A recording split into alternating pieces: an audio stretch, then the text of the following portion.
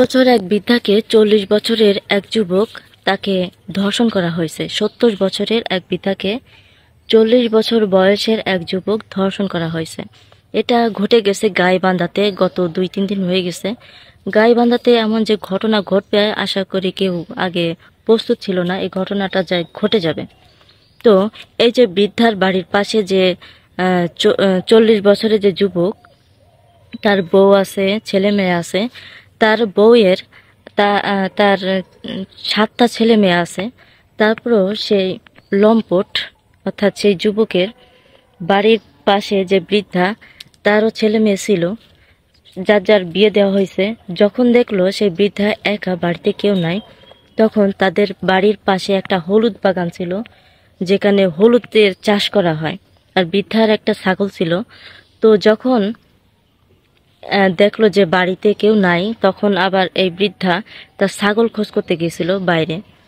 যখন সে ছাগল খোঁজ করতে গেল, যাওয়ার পরে সেই ৪০ বছরের যুবকটা তার পিছু পিছু যায়। যাওয়ার পরে সেই বৃদ্ধাকে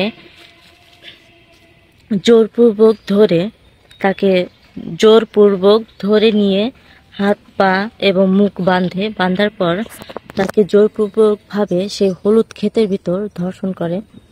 ধর্ষণ করার পর যখন তার সাথে জোর জবরদস্তি করতেছে, তখন সেই বৃদ্ধা চিল্লাপাল্লা করতে করতে আশেপাশে লোকজন ছিল।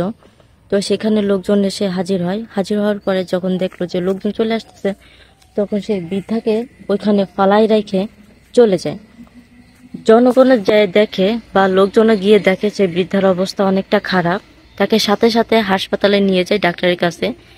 যাওয়ার পরে তাকে চিকিৎসা দেওয়া হয় এবং সেই লম্পটটাকে বা সেই যুবককে সেখানে আর পাওয়া যায়নি, সে পলায় গেছে।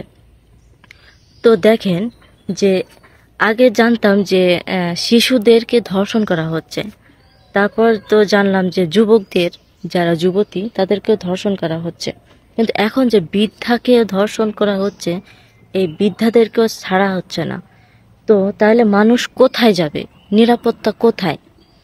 মার কাছে গেলে মারপিট করবে, মা তার সন্তানকে হত্যা করতেছে, হ্যাঁ, বাবা তার সন্তানকে ধর্ষণ করতেছে। মানে দুনিয়াটা যে কোথায় চলে গেছে। দুনিয়া ঠিক আছে, কিন্তু মানুষগুলা যে মানবিকতা কই যে চলে গেছে আসলে কেউ জানে না। তো কার সাথে কখন কি ঘটে যাবে কেউ আসলে জানে না, বুঝতে পারে না। তো আপনারা আপনাদের আশেপাশে কি ঘটতেছে না নিজেদের খেয়াল রাখবেন। আর এমন ঘটনা যেন আর কোথাও না ঘটে, নিজেদের প্রতি খেয়াল রাখবেন, নিজের বাচ্চাদের প্রতি খেয়াল রাখবেন। তো আজকের মতো বিদায় নিলাম। আল্লাহ হাফেজ।